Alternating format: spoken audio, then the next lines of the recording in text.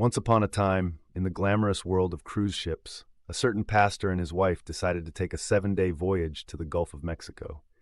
Their room was so nice it could have been a honeymoon suite, and the food was so divine they considered giving a sermon just to bless the buffet.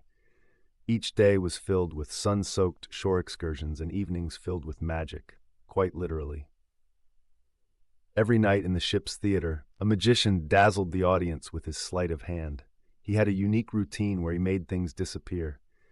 The first night it was a deck chair, the second, a life preserver. By the time he was making the captain's hat vanish, the audience was both baffled and mildly concerned. The opening act was a talking parrot named Polly, whose trainer sat at the back of the theater, rolling her eyes at Polly's commentary. Each night, right on cue, Polly would squawk out the magician's secrets, as if he were a clumsy amateur.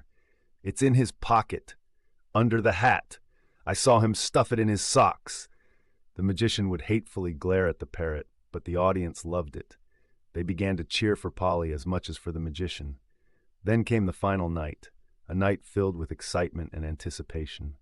The magician, wearing a black tuxedo that screamed, "Look at me," strutted onto the stage. Little did he know, his grand finale would be unlike anything he had ever planned. Just as he began his act, a loud explosion rocked the ship. The lights flickered and people screamed.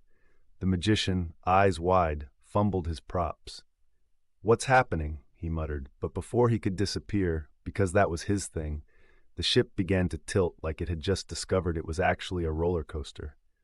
5 minutes later, the magician found himself bobbing in the ocean on a life raft, his tuxedo flapping around him like a confused bird. Suddenly he spotted another life raft nearby. To his surprise, it was the parrot's trainer, holding Polly, who was looking as smug as a bird can be. "Well, well, well," the magician sighed, shaking his head. "What a night." Polly eyed him and squawked, "Well, you got me. Where did you hide the ship?" The magician, drenched and exhausted, glared at the parrot. "I didn't hide it. I was just trying to make my career disappear." The parrot's trainer chuckled. "Looks like you should have practiced your vanishing skills a bit more." As the sun set, the three floated away in the vast ocean. The magician, now thoroughly defeated, looked at the trainer and said, "At least we can say we've made quite the splash." Polly fluffed her feathers and replied, "And you thought making things disappear was hard. Wait until you try making that disaster disappear." And with that, the magician realized that perhaps his true talent was making the audience laugh, even if it was at his own expense.